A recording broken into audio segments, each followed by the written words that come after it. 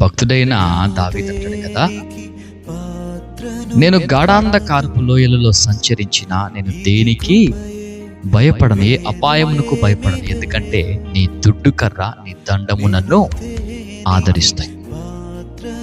దావీదుకు దేవుని మీద ఉన్న ఒక అపారమైన నమ్మకం.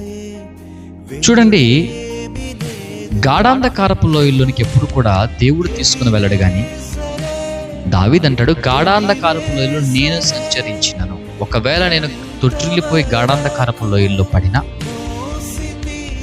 దావీదుకున్న అనుభవం ఏంటంటే దేవుడు నన్ను విడిచిపెట్టడు. ఈరోజు ఎటువంటి గాఢాంధకారపు లోయల్లో నువ్వు పడిపోయావు?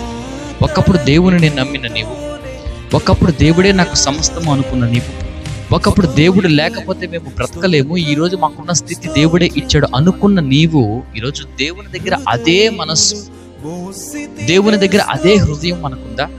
ఒకవేళ తొట్టిల్లిపోయి గాఢాంధకారపు లోయల్లోనికి వెళ్ళావా? ఒకవేళ అతి గాఢాంధకారపు లోయలలో నువ్వు సంచరించిన దేవుడు నిన్ను విడిచిపెట్టడు అని ఒక దైవజనుడిగా నేను ప్రకటన చేస్తాను. ఒకవేళ గాఢాంధకారపు లోయలో అనుకున్నావా, ఆయన దుడ్డు కర్ర ఆయన దండము నిన్ను ఆదరిస్తున్నాయి తిరిగి ఆయన వైపునకు తిరగడానికి.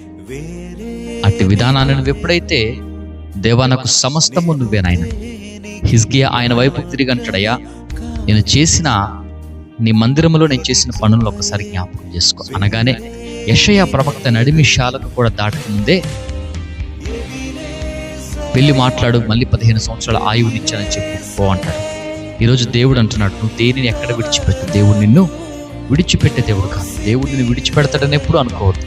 ఆయన దుడ్డు కర్ర ఆయన దండము ఎప్పుడు కూడా నిన్ను ఆదరించి సరి అయిన మార్గంలో నడిపించడానికి ఆయన ఇష్టపడుతున్నాడు.